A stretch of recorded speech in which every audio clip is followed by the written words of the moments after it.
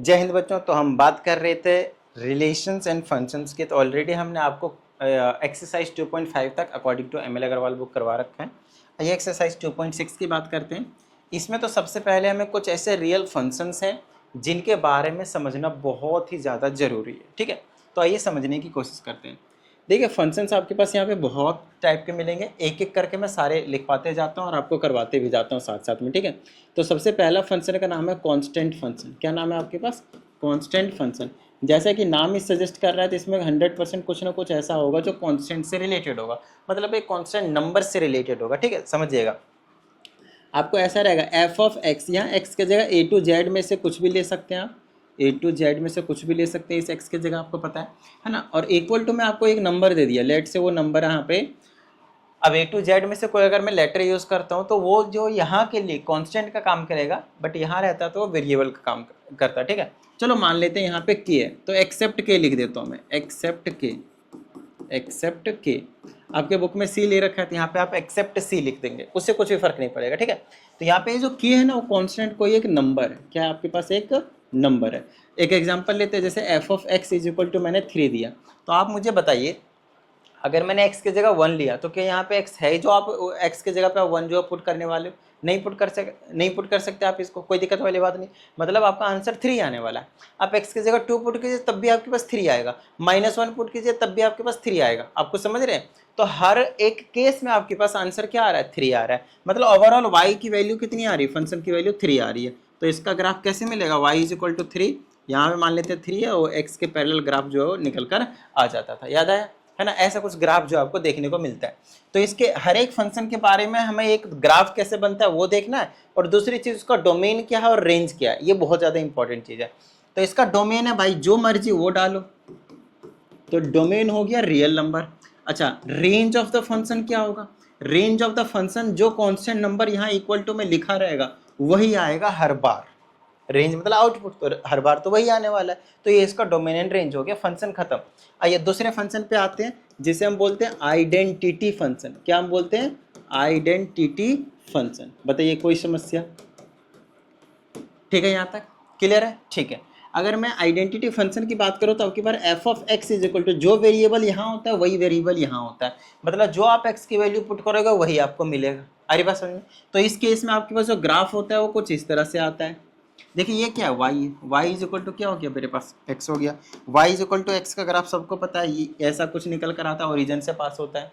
अगर ये y is equal to minus x आ जाए तो ये इधर से पास होता है, इस तरह से याद रखना है। ये वाला ग्राफ क्या है? y is equal to x, और ये वाला क्या है? y is equal to minus x. भाई माइनस इधर हो उधर हो उससे कुछ भी फर्क नहीं पड़ेगा।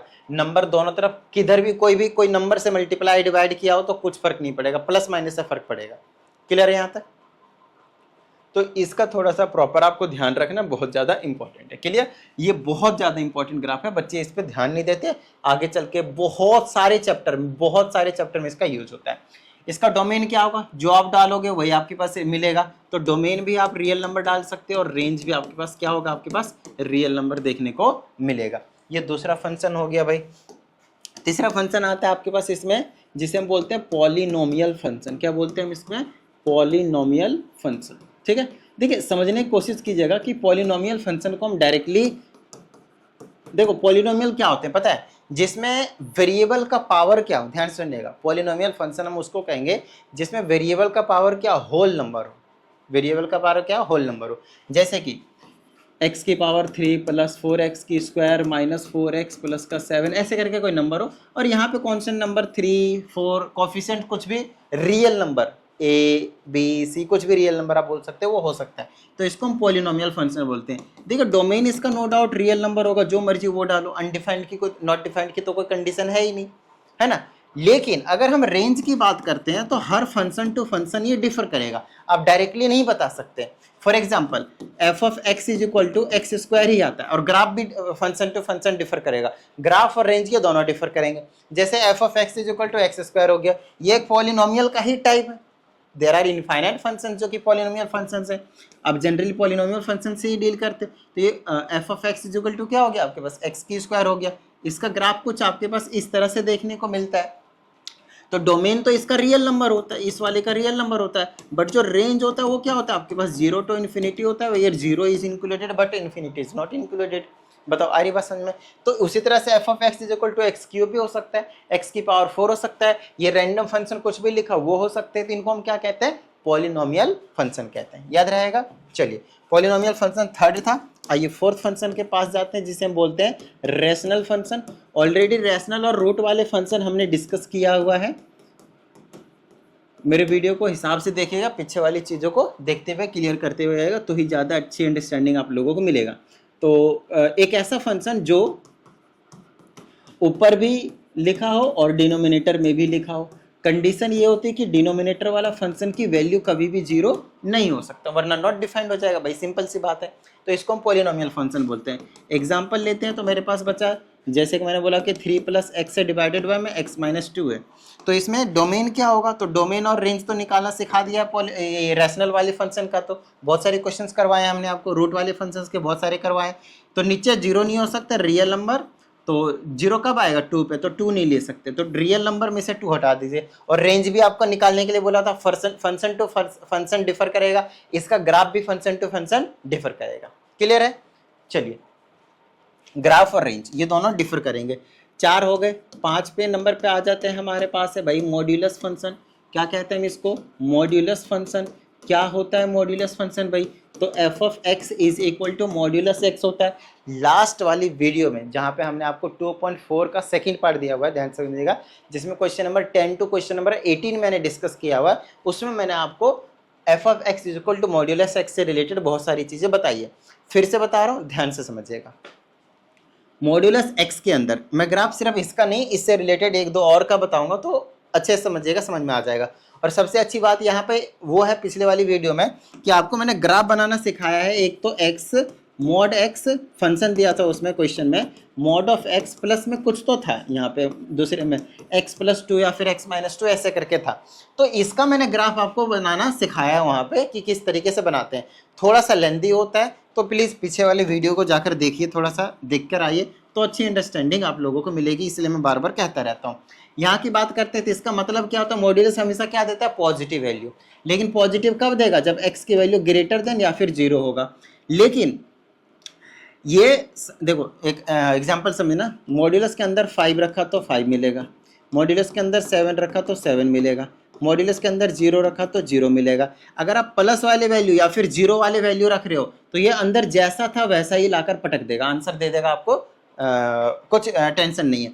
लेकिन अगर इसके अंदर आपने माइनस की वैल्यू रखा, मॉड्यूलस के अंदर जैसे -3 रखा, तो आपको प्लस का 3 देगा। तो ये क्या करके दे रहा है, साइन चेंज करके, मतलब अगर पहले -3 था तो इसको माइनस मल्टीप्लाई करके माइनस माइनस कैंसिल करके 3 दे रहा है आपको। अरे बात समझ में, तो इसका मतलब ये है कि जो भी अंदर होगा उसमें वो माइनस लगा कर देगा, लेकिन ये कंडीशन कब होगी, जब x की वैल्यू आप माइनस वाले पुट करोगे तब होगी। तो एक्चुअल में जो मॉड्यूलस वाले फंक्शन होते हैं उसे हम कुछ इस तरह से दो तरीके से तोड़ते हैं। ये जो मॉड्यूलस फंक्शन है वो एक्चुअल में ये नहीं है, ये है, तो इसमें और इसमें डिफरेंस कुछ ही नहीं है, लेकिन ये समझ में नहीं आएगा, ये है क्या कहते हैं इसको, फैक्टराइज्ड फॉर्म आप कह सकते हो, और ये क्या है आपके पास, एक्सपेंडेड फॉर्म है। क्लियर है यहाँ तक, तो ये ज्यादा इंपॉर्टेंट है, इसको समझने की कोशिश कीजिएगा। जब आप इसका ग्राफ बनाते हो तो हर बार तो पॉजिटिव वैल्यू मिलेगी और 0 पे 0 मिलेगी, बताइए हाँ या नहीं, 0 पे 0 मिलेगी हर बार पॉजिटिव, तो y की वैल्यू पॉजिटिव, y की वैल्यू पॉजिटिव। क्लियर है। बाकी और भी ग्राफ कैसे बनाना है पिछली वाली वीडियो में देखिएगा, वहां पे बनाना सिखाया मैंने, प्लस से माइनस में क्या होता है। अच्छा डोमेन क्या होगा इसका, तो domain of this function will be all real number, but what will be the range will always be only positive numbers, so 0 to infinity where 0 is included, याद रहेगा।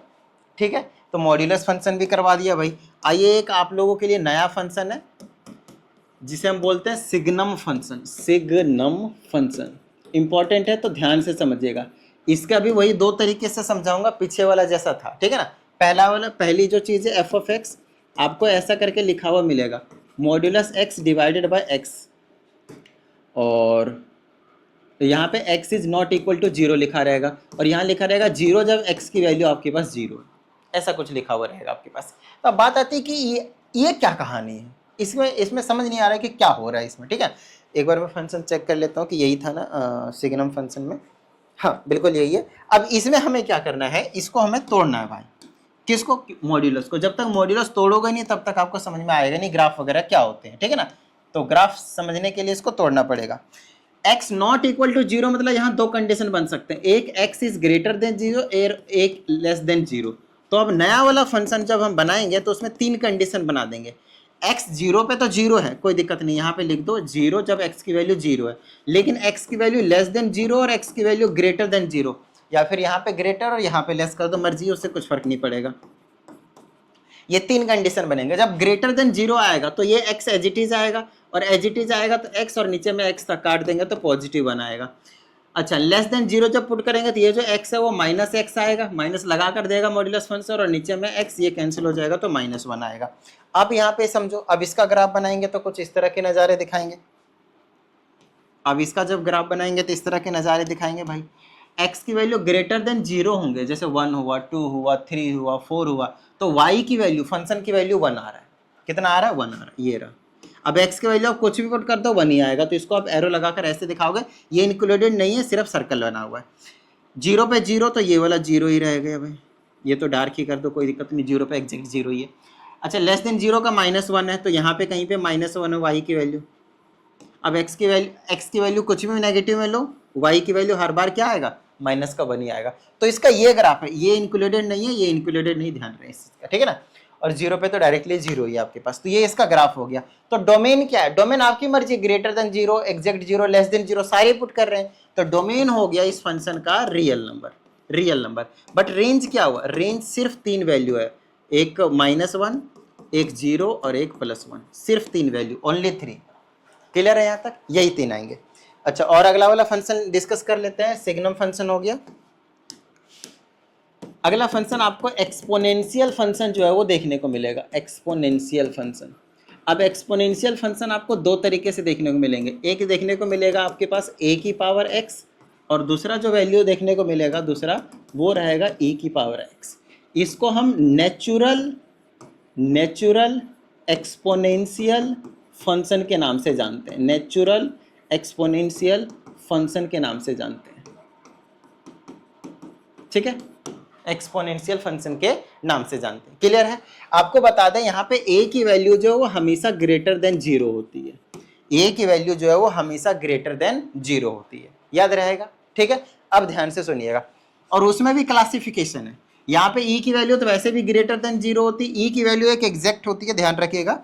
यहाँ लिख देता हूँ कि e की वैल्यू फिक्स होती है 2.71828 dot dot dot dot dot. ये एक इरेशनल नंबर होता है। क्या होता है? एक इरेशनल नंबर होता है, नॉन टर्मिनेटिंग, नॉन रिपीटिंग, ये एक इरेशनल नंबर होता है, ठीक है। तो इन दोनों का ग्राफ जो है वो सेम ही बनता है, इन दोनों का एक्सपोनेंशियल फंक्शन ही कहते हैं, बस इसका नेचुरल एक्सपोनेंशियल फंक्शन कहते हैं क्योंकि e को हम नेचुरल के नाम से जानते हैं, फिक्स्ड होती वैल्यू इसीलिए, और कुछ नहीं, ठीक है। यहाँ पे a की वैल्यू 2, 3, 4 सब positive value, greater than zero सिर्फ पॉजिटिव वैल्यू ले सकते हो, डेसिमल में भी ले सकते हो लेकिन पॉजिटिव वाले, नेगेटिव वाले नहीं, ठीक है। तो इसमें ना दो तरह के ग्राफ बनते हैं, दो तरह के ग्राफ बनते हैं, आइए समझते हैं अच्छे से। तो दो तरह के कौन से ग्राफ बनते हैं? पहला, a की वैल्यू ग्रेटर देन जीरो वाली बनती है, एक जीरो कह रहा हूँ, ग्रेटर देन 1 की बनती है। और दूसरी वैल्यू होती है जब a की वैल्यू 0 और 1 के बीच में लाई करती है। ये दो ग्राफ निकल कर आते हैं, ठीक है। ये पहला वाला ग्राफ हो गया और ये दूसरा वाला ग्राफ हो गया। इंपॉर्टेंट है। पहला वाला अगर आप ग्राफ बनाओगे तो कुछ ऐसा नज़ारा दिखाएगा आपके पास, यहाँ पे टच नहीं करेगा, ध्यान रहे, इस तरीके से जाएगा। और दूसरा वाला ग्राफ अगर आप बनाओगे इसी चीज़ का तो इस तरह से जाएगा भाई, ऐसे करके टच नहीं करेगा, ना यहाँ पे टच करेगा ना ही यहाँ पे आपके पास यहाँ पे टच करेगा। ये एक्स एक्सिस, ये वाई एक्सिस, यहाँ पे डोमेन जा रहा है और ये आपके पास रेंज जो है निकल कर आता जा रहा है। बताओ मुझे यहाँ तक कोई समस्या? ये वाला ग्राफ इसका है और ये वाला ग्राफ आपके पास इसका है, ठीक है, ध्यान रहे, बहुत ज़्यादा इंपॉर्टेंट। अच्छा, उसी तरह से इसका भी है, सेम टू सेम है, बस इसका ये रहेगा, इसका ये ग्राफ रहेगा। एक्सपोनेंशियल फंक्शन का दोनों का ग्राफ सेम रहते हैं। आइए एक और ग्राफ की बात करते हैं जिसे हम बोलते हैं लॉगरिथमिक ग्राफ। लॉगरिथमिक ग्राफ मतलब लॉग वाला ग्राफ, ठीक है। देखो, आपको सिंपल सी एक चीज़ पता होनी चाहिए कि जो log x का ग्राफ होता है वो इस तरीके से, देखो 9th क्लास में पढ़ा रखा है, log x to the base a होता है यहाँ पे a। अब यहाँ पे a जो है वो भी क्या आपके पास ग्रेटर देन जीरो होनी चाहिए, क्या होनी चाहिए आपके पास, ग्रेटर देन 0 होने चाहिए। और ये जो आर्ग्यूमेंट है वो भी आपके पास ग्रेटर देन 0 ही होता है, x भी ग्रेटर देन 0 ही होनी चाहिए। इस बात का प्रॉपर ध्यान रखना है भाई, ठीक है ना। x जो है आपके पास वो ग्रेटर देन 0 ही होनी चाहिए। तो ग्राफ कब कब के लिए हमारे पास एप्लीकेबल होते हैं, जब इसमें भी दो कंडीशन बनते हैं, a इज ग्रेटर देन 1 और जब a की वैल्यू लाई करे 0 से ग्रेटर और लेस देन 1, तो इसके भी दो ग्राफ बनते हैं भाई, ठीक है ना। तो पहला वाला जो ग्राफ बनेगा इस तरह से बनने वाला है आपके पास, इस तरह से, क्लियर है, याद रहेगा। उसके बाद एक ये वाला ग्राफ निकल कर आता है। अब इसमें जो ग्राफ बनेगा ये इस वाले का ग्राफ हो गया और यहाँ पे ये इस वाले का ग्राफ हो जाएगा। ये अगर यहाँ से ऐसे गया तो ये वाला आपके पास यहाँ से इस तरीके से निकल कर आएगा, थोड़ा सा दूर चलता हुआ चला जाएगा। और कोई ग्राफ बचा है क्या, एक बार वो चीज़ चेक कर लेते हैं हम। नहीं, बस इतना ही ग्राफ है। अच्छा, और एक इम्पॉर्टेंट ग्राफ बचा है भाई, ग्रेटेस्ट इंटीजर फंक्शन ग्राफ। वो चीज़ भी अभी हम कर लेंगे, पहले इस चीज़ को एक बार अच्छे से समझ लो, ठीक है। इसमें थोड़ा सा याद रखना है क्योंकि डोमेन रेंज निकालने के लिए हम यूज़ करेंगे। यहाँ पे ये जो x लिखा हुआ रहता है इसे हम आर्ग्यूमेंट के नाम से जानते हैं। क्या कहते हैं हम इसको, आर्ग्यूमेंट। और ये जो आर्ग्यूमेंट होती है वो हमेशा ग्रेटर देन 0 होती है, 0 भी नहीं हो सकती, 0 भी नहीं हो सकती। याद रहे आपको, log 1 की वैल्यू क्या होती है, 0, याद रखना है। और log 10 की वैल्यू क्या होती है, 1। बाकी हमने आपको लॉग के बारे में बाकी सारी चीज़ें जो है 9th क्लास में बता रखे हैं, बट फिर भी जहाँ पे जितनी चीज़ों की जरूरत पड़ेगी वो हम आपको साथ में बताएंगे। ये चीज़ याद रखनी है। एक इंपॉर्टेंट चीज़ बताने चाह रहा हूँ, ध्यान से समझिएगा, जिसे हम बोलते हैं greatest integer function. Greatest integer function, जैसा इसका नाम है वैसा इसका काम नहीं है, जैसा इसका नाम है वैसा इसका काम नहीं है। समझाता हूं कैसे। देखो एफ ऑफ एक्स, इसकी रिप्रेजेंटेशन ऐसी होती है, एफ ऑफ एक्स और यहाँ रहता है स्क्वायर ब्रैकेट और इसके अंदर रहती है आपके पास एक्स। अब एक्स की जगह कुछ और दिया जा सकता है बट जनरली आपको एफ ऑफ एक्स जो है वो दिया जाता है। ध्यान रहे, अगर मैंने इंपॉर्टेंट चीज़ बता रहा हूँ, मॉड्यूलस के अंदर ये जो एक्स की वैल्यू अगर मैंने 3 दिया तो आपको आंसर क्या मिलेगा, 3। इसके अंदर अगर मैंने 0 लिखा तो कितना मिलेगा, 0। इसके अंदर अगर मैंने -3 लिखा तो कितना मिलेगा, -3। मतलब सर आप कुछ अलग तो बता नहीं रहे हो, ये तो f of x is equal to x वाला ही ग्राफ आया भाई, है ना। जो यहाँ रख रहे हैं वही आंसर में भी मिल रहा है। देखो इतने तक तो ठीक है, इंटीजर तक। इधर कहीं डोमेन रेंज बताना भूल गया क्या किसी का, हाँ इस वाले का भी डोमेन, ये जो x की वैल्यू बता दिया डोमेन वही रहेगा, ठीक है ना, रियल नंबर ये वाले। उसके बाद हमारे पास जो आंसर आता है 0 to इन्फिनिटी रेंज होता है, इस वाले का सेम डोमेन। आप कुछ भी रखेंगे यहाँ पे, डोमेन की जगह रियल नंबर रख सकते हो डोमेन की जगह, लेकिन रेंज के केस में, इस केस में सिर्फ पॉजिटिव नंबर मिलता है, 0 to इन्फिनिटी, 0 भी नहीं मिलता है ना, 0 एक्सक्लूडेड। ठीक है, अब यहाँ की बात करते हैं। बात है जी सर अब इसमें क्या अलग है भाई, तो ध्यान से समझना है। अब इंपॉर्टेंट चीज बताने जा रहा हूं मैं। अगर मैंने यहाँ पे x के जगह पे कुछ ऐसा रख दिया 3.1, तो आपको क्या लगता है आंसर 3 आएगा या नहीं आएगा, बोलोगे हाँ सर बिल्कुल सही बात है। अगर मैंने यहाँ पे आंसर में 3.9 रख दिया तो आंसर क्या जाएगा, 4 लग रहा होगा आपको, गलत जवाब। आंसर क्या है आपके पास, 3। आंसर क्या आपके पास, 3। बात समझ में आ रही है, आंसर क्या आपके पास 3 है। तो ग्रेटेस्ट इंटीजर वैल्यू में क्या करना होता है आपके पास, ध्यान से सुनिएगा। ग्रेटेस्ट इंटीजर वैल्यू फंक्शन में आपके पास क्या करना होता है, आप यहां पे अगर इंटीजर वैल्यू डालते हो, if you put integer value, ध्यान रहे, if you put integer value, integer, you will get integer, you will get integer value, ठीक है। सेकेंड चीज, but if you put decimal value, ठीक है, then you will get least integer, सबसे छोटी वाली इंटीजर, मतलब सबसे छोटी नहीं, वो जहाँ से उसकी पॉसिबल होगी वो वाली ग्रेटेस्ट इंटीजर। फंक्शन के अकॉर्डिंग ये चीज़ आंसर निकल कर आता है।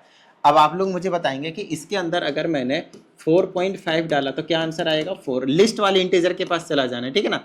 3 तो ले लिया था, 9.2 डाला तो क्या आएगा 9, ठीक है, और 9.999999 डाला तो क्या आएगा 8, गलत जवाब 9 आएगा। क्लियर है यहाँ तक? तो आप बेशक 10 के बहुत ज़्यादा करीब हो, कोई दिक्कत नहीं, उससे सबसे जो उससे लिस्ट वाले जो इंटीजर उससे पॉसिबल होता है उसका आपके पास आंसर निकल कर आ जाता है। और इम्पॉर्टेंट चीज़ ध्यान समझिएगा, अगर इसके अंदर मैंने -3.4 डाला या फिर इसके अंदर अगर मैंने -7.8 डाला तो आप लोग मुझे बताएंगे कि क्या आंसर आएगा इसका। आपको क्या लगता है इसका आंसर? -3 जाना चाहिए, गलत जवाब -4 आएगा। भाई मैंने आप लोगों से क्या बोला, ये रहा 0, ये रहा -1, ये रहा -2, ये रहा -3, ये रहा -4। भाई -3 से छोटी वाली इंटीजर -4 है, छोटी अब भी कह रहा हूँ मैं, इस केस में मैं बड़ी नहीं कह रहा हूँ, ठीक है ना। तो -3.4 से जो छोटी इंटीजर है वो -4 है। सिमिलरली -7.8 से जो छोटी इंटीजर है वो आपके पास -8 है। तो ये चीज़ समझनी पड़ेगी आप लोगों को। यहाँ पे मैं उल्टा नहीं कर रहा हूँ, स्मॉलेस्ट इंटीजर ही निकाल रहा हूँ मैं बार बार। क्लियर है? तो ग्रेटेस्ट इंटीजर फंक्शन समझ में आया। तो यहाँ पे बात आती है कि इसके डोमेन क्या आएंगे। तो domain of the function will be real number, जो मर्जी वो डालो, and what will be the range of the function, only integers, integers याद रहेगा, only integers, got it, Z. चलो, तो ये तो कहानी हो गई भाई फंक्शंस के बारे में, उसके डोमेन रेंज के बारे में, उसके ग्राफ वगैरह के बारे में। अब हम आगे की बात करते हैं। अब आते हैं हम एक्सरसाइज के ऊपर। ये क्या हो गया, डायरेक्टली सेकंड क्वेश्चन है, फर्स्ट क्वेश्चन कहाँ है, थर्ड क्वेश्चन है, फर्स्ट क्वेश्चन कहाँ रह गया भाई,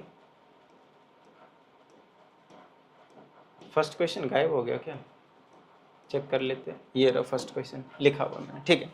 चलो अब इसको हम सॉल्व करते हैं। देखो यहाँ पे ग्रेट, ये ना स्क्वायर ब्रैकेट क्या है आपके पास, ग्रेटेस्ट इंटीजर फंक्शन है, ठीक है, ध्यान से समझिएगा। अब यहाँ की अगर मैं बात करता हूँ तो हमेशा जब भी कभी ऐसे और आपसे x की वैल्यू निकालने के लिए कही जाएगी तो आपको क्या करना है, ये जो इक्वल टू में वैल्यू दी रहेगी ना उससे हमेशा ग्रेटर देन या इक्वल टू इस वाली वैल्यू को रखनी हमेशा। तो 2x - 3 और इससे ग्रेटर वैल्यू यहाँ से उससे लेस, इसके बीच में हमेशा लाई करेगा। इस क्या बोल रहा हूँ मैं, ये वैल्यू अगर 5 और 6 के बीच में लाई कर रहा होगा तभी तो इसका आंसर 5 आया होगा, मैं ये कहना चाह रहा हूँ। समझ में आ रही है बात? और अगर 5 ही होता तब तो 5 है ही है, इसीलिए हमेशा एक लेस करके लेना होता है। अब इसको सॉल्व करना है, 3 कर दो, ऐड कर दो तो ये 8 हो जाएगा।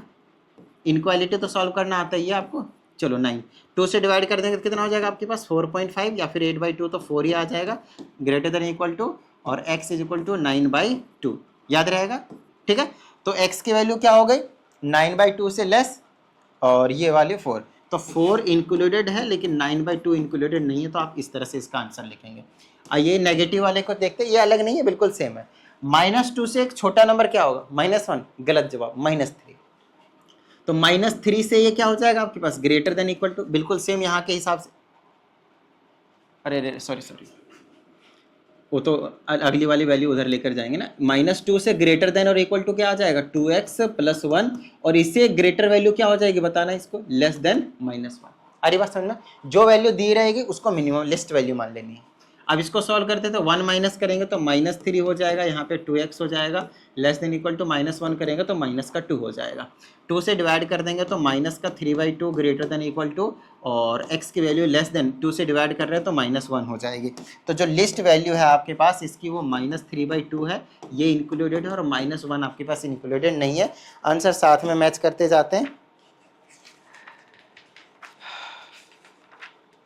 2.6 का -3 1 इंक्लूडेड है, इंक्लूडेड नहीं है, बिल्कुल सही जवाब है। आइए अगले क्वेश्चन की बात करते हैं। अब जैसे कि हमारे पास ये वाला क्वेश्चन है, भाई, तो ये क्वेश्चन कुछ अलग थोड़ी है, सेम क्वेश्चन, यहाँ पे इक्वल टू है, ठीक है ना, ये इक्वल टू है, तो ये सेम ही क्वेश्चन नहीं होगा फर्स्ट वाला, सेम टू सेम ऐसे ही करना है इसको, ये आपके लिए, ठीक है, ये वाला कर लीजिएगा आप लोग। आइए हम इसके सेकेंड वाले पार्ट पे आते हैं। सेकेंड वाले क्वेश्चन में क्या कहा जाता है,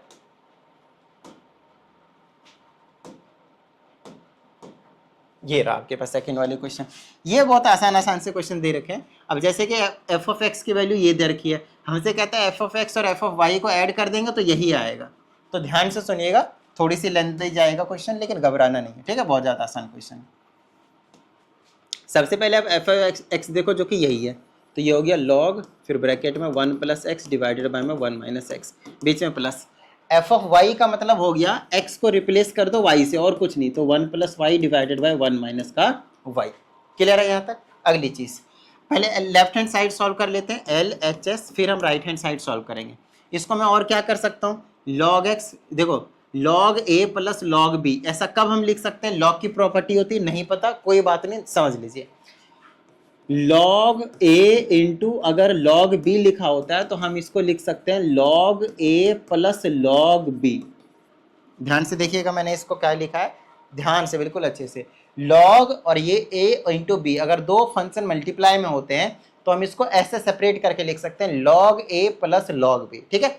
अच्छा, तो यहाँ पे अगर आप नोटिस करोगे तो आपको पता चलेगा कि log a plus log b, ये प्लस में लिखा हुआ है तो इसको मैं मल्टीप्लाई में करके लिख सकता हूँ, ठीक है। तो ये log a की जगह 1 plus x divided by 1 minus x multiply, यहाँ पे 1 plus y divided by 1 minus का वाई आया। बता दो मुझे, यहाँ तक अगर कोई समस्या है तो बताओ भाई फटाफट, क्लियर है, आसान था। चलिए अब इसको हम सॉल्व कर देंगे, तो ये हो जाएगा मेरे पास log ब्रैकेट में, इसको मल्टीप्लाई करेंगे तो 1 से दोनों को करेंगे तो 1 प्लस का वाई आएगा, और x से दोनों को करेंगे तो प्लस का एक्स वाई आएगा, होल डिवाइडेड बाय 1 से दोनों को करेंगे तो 1 माइनस का y आएगा, और माइनस एक्स से करेंगे तो माइनस एक्स, और इसे इसको करेंगे तो प्लस का x इंटू में y आएगा। बताओ यहाँ तक अगर मतलब कोई समस्या है तो वो चीज़ बता दो, फिर हम आगे बढ़ते हैं। बोलो क्लियर है यहाँ तक। देखो इसके बाद मुझे नहीं पता चल रहा है कि मैं क्या करूँ, कैसे सॉल्व करूँ, ठीक है। तो मैं क्या करता हूँ, इसको एज इट इज यहीं पे छोड़ देता हूँ, फिर मैं राइट हैंड साइड को सॉल्व कर लूँगा, फिर मैं क्या करूँगा, राइट हैंड साइड को सॉल्व कर लूँगा, तो हमारा आंसर जो है वो आ जाएगा। समझाते हैं, ध्यान से समझिएगा। अब मैं राइट हैंड साइड को सॉल्व करने के लिए जा रहा हूँ, ठीक है। फंक्शन में ये पूरी चीज़ पुट करनी है एक्स के जगह पे, इसका ये मतलब होता है। तो फंक्शन में एक्स के जगह पे तो ऐसे लिख लेता हूँ मैं log, फिर ब्रैकेट में 1 प्लस में एक्स के जगह ये पूरी चीज़ पुट करनी पड़ेगी, x plus y divided by 1 minus x into plus y, और होल डिवाइडेड बाय 1 माइनस है, और ये आ जाएगा एक्स प्लस का y divided by 1 plus x into y. बस हमें इसको सॉल्व करना है, और लेफ्ट हैंड साइड को जहाँ पे छोड़ा था वही चीज़ प्रूफ कर देंगे तो हो जाएगा काम हमारा, ठीक है। चलिए तो ये बना लेगा मेरे पास log, एलसीएम ले लेते हैं तो ये हो जाएगा 1 प्लस का एक्स इंटू वाई प्लस का एक्स प्लस का वाई, ठीक है।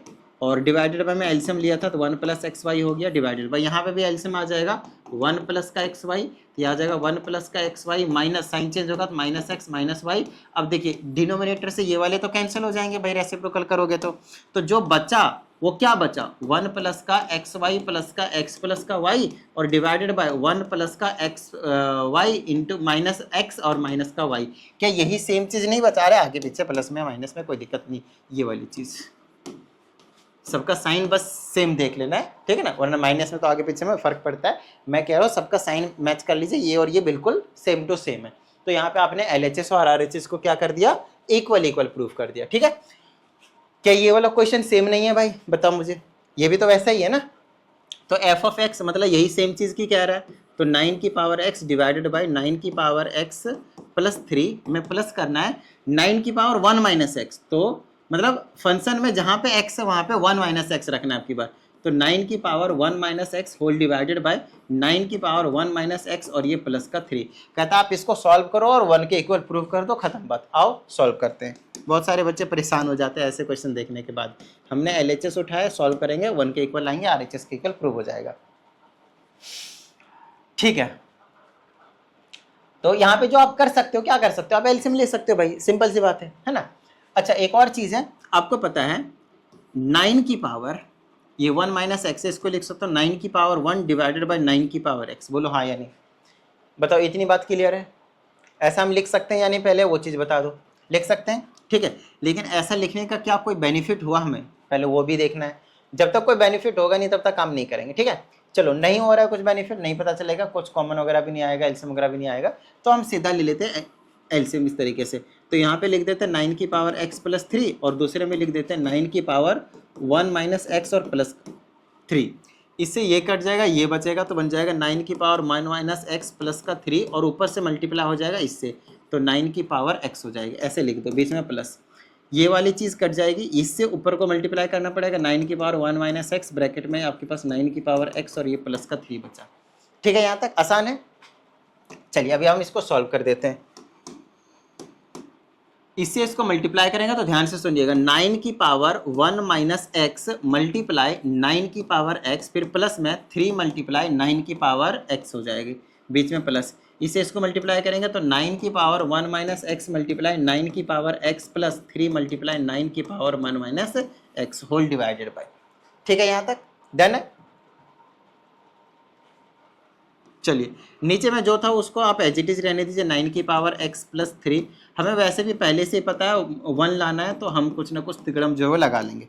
ठीक है, चलो अगर आप देखें तो इसका बेस सेम है। अगर बेस सेम होता है तो पावर ऐड हो जाते हैं, पता है क्या आपको, है ना। बेस सेम होता है तो क्या होता है, पावर ऐड होते हैं। तो ये वाली चीज और ये वाली चीज ऐड होगा तो x से x कट जाएगा, पावर में 1 बचेगा, तो 9 ही बचा, सिंपल। ठीक है, प्लस में 3 इंटू 9 की पावर x बचा, और प्लस में यहाँ पे देखो, यहाँ पे बेस सेम है तो पावर ऐड होगा तो x से x कट जाएगा, 9 की पावर 9 ही बचेगी, प्लस में 3 इंटू 9 की पावर 1 माइनस एक्स बचा, डिवाइडेड बाय जो है ऐसे ही पटक दो, 9 की पावर 1 माइनस एक्स प्लस का 3। चलो अब और आगे थोड़ा सा हम सॉल्व कर लेते हैं, इसको ध्यान से समझिएगा। क्या कर सकते हैं हम इसको, देखो 9 और 9 को मैं 18 बना सकता हूँ, इसको लिख देता हूँ मैं 18, और इस वाले को एक जगह लिख देता हूँ, तो प्लस का 3 9 की पावर मल्टीप्लाई में 9 की पावर x प्लस में 3 मल्टीप्लाई 9 की पावर 1 माइनस एक्स है, और होल डिवाइडेड बाय 9 की पावर x प्लस का 3, और ये हो गया आपके पास 9 की पावर 1 माइनस एक्स प्लस का 3। अब एक और चीज़ बताऊँ मैं आप लोगों को, इसमें तो कोई डाउट वाली बात नहीं है कि यहाँ पे मैं 3 कॉमन ले सकता हूँ, कोई दिक्कत वाली बात नहीं है। मैं कहता हूँ भाई आप ना बस नीचे वाले को मल्टीप्लाई कर दो। अगर जैसे आपने नीचे वाले को मल्टीप्लाई किया ना, गारंटी के साथ यही ऊपर वाली आएगी, और ये फिर दोनों ऊपर और नीचे वाले सेम सेम होंगे तो कट जाएंगे। चलो मैं आपको बताता हूँ कैसे। इस वाले को मल्टीप्लाई करूँगा तो ऊपर वाले को ऐसे ही लिख देता हूँ मैं, 18 प्लस 3 मल्टीप्लाई 9 की पावर x प्लस 3 मल्टीप्लाई 9 की पावर 1 माइनस एक्स। ठीक है, नीचे देखो ध्यान से सुनना, इससे इसको मल्टीप्लाई करेंगे, ये और ये मल्टीप्लाई में जाएंगे। ठीक है, जब बेस सेम होता है पावर ऐड हो जाएगा तो एक्स एक्स कट जाएगा तो 9 बचेगा, ध्यान से खेलो। ठीक है, बीच में प्लस, फिर इसे इसको करेंगे तो 3 के साथ 9 की पावर x बचेगा। ठीक है, ये कैंसिल हो, ये वाले दोनों के साथ कर दिया, 3 से इसको करेंगे तो प्लस में 3 के मल्टीप्लाई 9 की पावर 1 माइनस एक्स रहेगा, और इसे इसको करेंगे 3 3 जा 9, तो देखो 9 9 18 हो गया, और बाकी सारी चीज़ें सेम है, तो ये और ये कैंसिल हो गया, और क्या आ गया आपके पास 1, और यहाँ पे आपके पास ये जो चीज़ है वो आपके पास प्रूव हो गई। ठीक है, आइए अगले क्वेश्चन की बात करते हैं। इस क्वेश्चन में आपसे सिर्फ डोमेन निकालने के लिए बोला है, आसान सा क्वेश्चन है, ध्यान समझिएगा। डोमेन का मतलब है यहाँ पे हम क्या पुट कर सकते हैं, यहाँ पे आप सिर्फ और सिर्फ वैल्यू क्या होनी चाहिए, ग्रेटर देन 0 होनी चाहिए, 0 भी नहीं हो सकता, ग्रेटर देन 0 सिर्फ पॉजिटिव नंबर्स। तो यहाँ पे देखो 4x ऐसे छोड़ो, 3 ऐड कर दो तो 3 हो गया, x की वैल्यू 4 से डिवाइड कर दो 3/4, तो 3/4 नहीं ले सकते, इंक्लूडेड नहीं है, और कहाँ से कहाँ तक ले सकते हैं, फिर इससे ग्रेटर मतलब इन्फिनिटी तक ले सकते हैं, तो ये आपका इसका आंसर हो गया, डोमेन हो गया क्वेश्चन। आइए दूसरे की बात करेंगे। दूसरा एक बड़ा प्यारा क्वेश्चन है भाई, बहुत ज़्यादा इंपॉर्टेंट क्वेश्चन है, बहुत ज़्यादा इंपॉर्टेंट क्वेश्चन है, ध्यान समझिएगा। हमें इससे डोमेन पूछा है, इसमें 2-3 कंडीशन लगेंगे। पहली चीज़ ये वाली चीज़ 9 माइनस एक्स की square should be greater than 0, पहली कंडीशन। ठीक है, दूसरी कंडीशन पूरा ये पूरा का पूरा लॉग ब्रैकेट में 9 minus x square should not be equal to 0, ये दूसरी कंडीशन हो गई। ठीक है, तीसरी कंडीशन देखेगा, ये 0 कब होगा वो बताओ मुझे, ये 0 कब होगा, जब ये वाली वैल्यू 1 होगी, या अभी बताया ना log 1 की वैल्यू क्या होती है 0, मतलब 9 minus x square should not be equal to 1, अगर ये 1 के इक्वल हो गया तो फिर समस्या हो जाएगी। ये 3 कंडीशन जो है वो आपको यहाँ पे देखने को मिलेंगे। कभी भी ऐसा कुछ है तो भाई साहब ये तीनों कंडीशन पे थोड़ा सा गौर फरमाइएगा। ठीक है, अब समझिएगा, यहाँ से पहले तो इस वाले से निकालिए, पहले तो 9 इसको लिख सकता हूँ 3 का स्क्वायर, तो ए प्लस बी ए माइनस बी लिख सकता हूँ, तो इसको लिख देता हूँ 3 प्लस एक्स और 3 माइनस एक्स, पहले भी करवा रखा है वे भी कर मेथड से डोमेन रेंज निकालते टाइम। अब यहाँ पे हमें ऐसे -3 आएगा और यहाँ पे 3 आएगा, कितने बन गए आपके पास इंटरवल, पूरे 4, 1 2 3 ही बना है, 4 नहीं बना। चलो अब ध्यान समझिएगा, इसके बीच का -4 पुट करता हूँ तो नेगेटिव आएगी, यहाँ पे पॉजिटिव आएगी, तो ओवरऑल नेगेटिव आए, क्या चाहिए, नहीं चाहिए, तो ये नहीं चाहिए और ये नहीं चाहिए, इसके बीच का 100% आपको चाहिए, -3 से लेकर 3 तक, क्या हमें दोनों चाहिए। अगर मैं पुट करता हूँ 0 आएगा, इक्वल टू का साइन नहीं है तो नहीं चाहिए, मतलब छोटी वाली ब्रैकेट, मतलब जो डोमेन होनी चाहिए वो यही होनी चाहिए, जो डोमेन होनी चाहिए वो यही होनी चाहिए। बट हमारे पास और भी तो कंडीशन है, तो उस पर भी हमें थोड़ा फोकस डालना है। और कंडीशन क्या, ये वैल्यू 0 नहीं होनी चाहिए। 0 कब हो रहा था, जब ये 1 हो रहा था। ठीक है, तो ध्यान समझिएगा, हम मान लेते हैं ये 1 है, तो 1 पे क्या वैल्यू आती है वो वैल्यू नहीं लेंगे, तो 9 minus x square is equal to 1, तो यह हो जाएगा 8 is equal to x square. Under root में आएंगे तो प्लस माइनस रूट 8 होता है 2√2, तो एक्स की वैल्यू प्लस माइनस 2√2 आ गया। ठीक है, तो इसका मतलब ये है कि जो डोमेन होगा of the function is what, -3 से लेकर 3 तक जो जिक्र है वो ले लो, कोई दिक्कत नहीं है, लेकिन उसमें से आपको हटाना पड़ेगा क्या, 2√2 एंड -2√2, और इसको डाल दीजिए सेट वाले में। सिर्फ ये दो एलिमेंट आप नहीं ले सकते, ये आपका जो फाइनल है वो आंसर लिखा जाएगा। बताइए किसी भी तरह की कोई प्रॉब्लम यहां तक नहीं ना, सिंपल था, बहुत आसान था। चलिए, तो उम्मीद करते हैं इस वीडियो में जितनी भी चीज़ें थी सारी चीज़ें, अगर आप लोगों को कुछ डाउट आता है चलिए वो भी बता देते हैं। तो उसके लिए आप क्या करेंगे, इस नंबर पे आप भेज देंगे आप अपने डाउट को, आपको प्रॉपर वीडियो सॉल्यूशन जो है आपको मिल जाएगा। दूसरी चीज़, अगर आप लोगों को पर्सनल ऑनलाइन क्लास की रिक्वायरमेंट हो तो आप उसकी इंक्वायरी भी इसी नंबर पे कर सकते हैं। चलिए, उम्मीद करते हैं सभी चीज़ें समझ में आ गए होंगे। मिलते हैं अगली वीडियो में, प्रैक्टिस करते रहिएगा। जय हिंद।